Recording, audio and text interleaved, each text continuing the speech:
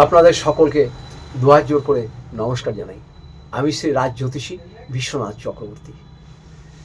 আমি এখানে কুষ্টি করে থাকি, বিবাহের জটক বিচার করে থাকি, বাস্তু বিচার করে থাকি, সন্তানদের পড়াশোনা নিয়ে আমি আলোচনা করে থাকি। যদি আপনাদের প্রয়োজন হয় আমার নিচের নাম্বারে যোগাযোগ করবেন। আজ আপনাদের সাথে বলবো,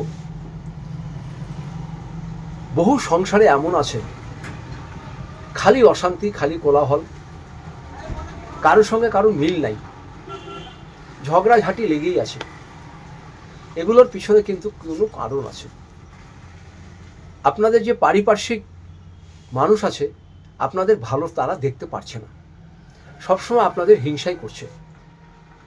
আপনি একটা ভালো শাড়ি পরলেন, একটা ভালো প্যান্ট জামা পরলেন, বাড়িঘর একটু রং করলেন, সন্তানদের ভালো স্কুলে পড়াচ্ছেন, আশপাশের লোক যেন আপনাকে দেখে জ্বলে যাচ্ছে। কিন্তু একটা কথা তাদের ভাবা উচিত, যারা করছে তারা তো পরিশ্রম করেই করছে, আপনিও পরিশ্রম করে করুন না। হিংসার তো কোনো দরকার নেই।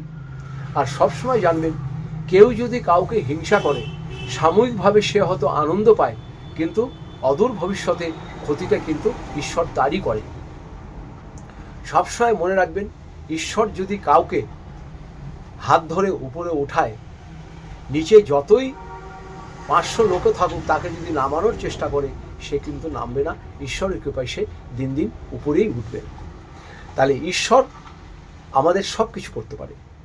আপনাকে হিংসা করুক না, যত খুশি করুক, আপনি খালি একটাই বলবেন, ঈশ্বর তুমি সবার মঙ্গল করো। আপনি কারো ক্ষতি চাইবেন না, আপনি সবারই ভালো চান, দেখবেন আপনার ভালো হবে। যে সবার ভালো চায় তার নিজের ভালো হয়। আমি ভালো থাকবো, আমি ভালো খাবো, আমি ভালো পড়বো, আমার আশপাশের লোক খারাপ থাকবে, পাশের লোক খারাপ থাকবে, ডাইনের লোক খারাপ থাকবে, বায়ের লোক খারাপ থাকবে, এটা হতে পারে না। তাই ঈশ্বরকে সবসময় বলুন সকালে উঠে, ঈশ্বর সবার মঙ্গল করো, সবাই যেন ভালো থাকে, দেখবেন আপনি খুব ভালো থাকবেন।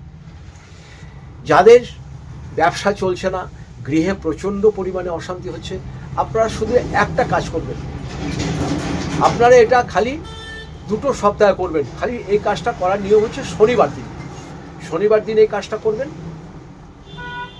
এই কাজটা করে যারা ব্যবসা করেন, চাকরি বাকরিতে যান, চাকরিতে যাচ্ছেন, বস হয়তো ব্যবহার খারাপ করছে, স্টাফরা ব্যবহার খারাপ করছে, ব্যবসায় যাচ্ছেন, আপনার পাশের দোকানের লোক প্রচুর ভিড় হচ্ছে, আপনার দোকানে ভিড় হচ্ছে না, বাড়িতে অশান্তি হচ্ছে, এইসব যদি কারো হয়, অর্থ কষ্ট হচ্ছে, কিছুতেই কিছু করতে পারছেন না, তাহলে এই ছোট্ট কাজটি করবেন। কাজটি খুব সহজ, আবার একটু কঠিনও। কি করবেন? শনিবার দিনকে স্নান করার জলে 2 চামচ কালো তিল দেবেন। স্নান করার জলে 2 চামচ কালো তিল দেবেন, আর একটু কর্পূর দেবেন ওর ভিতরে, জলের ভিতরে মিক্সড করে আপনি সেটা দিয়ে স্নান করে ফেলুন। কর্পূর আর কালো তিল দিয়ে আপনি স্নান করুন। প্রতি শনিবার করবেন, পুরুষরাও করবেন, মহিলারাও করবেন। এটা ভালো করে জানেন, কালো তিল হচ্ছে আমাদের যত নেগেটিভ জিনিস আছে, অশুভ শক্তি আছে, এগুলোকে একদম নিপাত করার জন্য কালো তিল ব্যবহার করা হয়। দেখবেন পুজোতে ব্যবহার করা হয়, শ্রাদ্ধ অনুষ্ঠানে ব্যবহার করা হয়। কালো তিলকে অশুভ শক্তিকে দূর করিয়ে দেওয়া হয়। তাই কালো তিলের সাথে কর্পূর দিয়ে আপনি স্নান করবেন, আপনার দেখবেন অশুভ শক্তি কিচ্ছু থাকবে না, শরীর বংশ আপনার ভালো লাগবে, হালকা লাগবে, পবিত্র লাগবে। এটা একটা কাজ গেল। আর একটা কাজ হচ্ছে,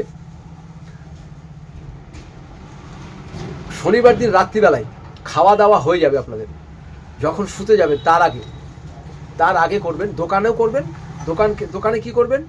যখন বন্ধ করে আসবেন তখন করবেন। কালো তিল নেবেন, কালো তিল, সেই কালো তিলটা আপনার বাড়ির ভিতর দিকে অল্প করে, চৌঘাটের ভিতরে, বাড়ির ভিতরে, বাইরে না, ভিতর দিকে একটু কালো তিল ছিটিয়ে রাখুন সমস্ত ঘরের দরজাতে। আর দোকানে যারা আছে, দোকানের ভিতর দিকে একটু কালো তিল ছিটিয়ে রাখুন। এমনভাবে ছিটাবেন, সকালে ঝাড় দিলে যেন সেগুলোকে বার করতে পারেন, শনিবার দিন রাত্রি করবেন, তিলটা সব থেকে যাবে।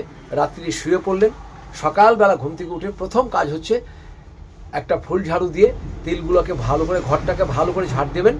ঝাড় দিয়ে তিলগুলোকে উঠাবেন। দোকানে যারা করে আসবেন, দোকানেও ভালো করে ঝাড় দেবেন। তিলগুলোকে একটা কাগজে উঠাবেন।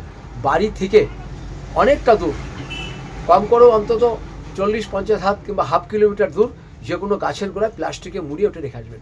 তার মানে কি হলো, আপনার বাড়িতে যত রকম নেগেটিভ অসুবিধা ছিল সব চলে গেল।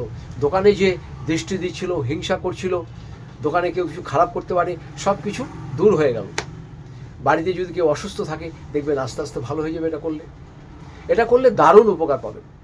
কালো তিল আর কর্পূর দিয়ে স্নান করবেন শনিবার দিন, আর শনিবার দিন রাত্রিবেলা কালো তিল ঘরের মধ্যে একটু করে ছিটিয়ে রাখবেন, সব ঘরের দরজাতে, আর দোকানেও করে রাখবেন।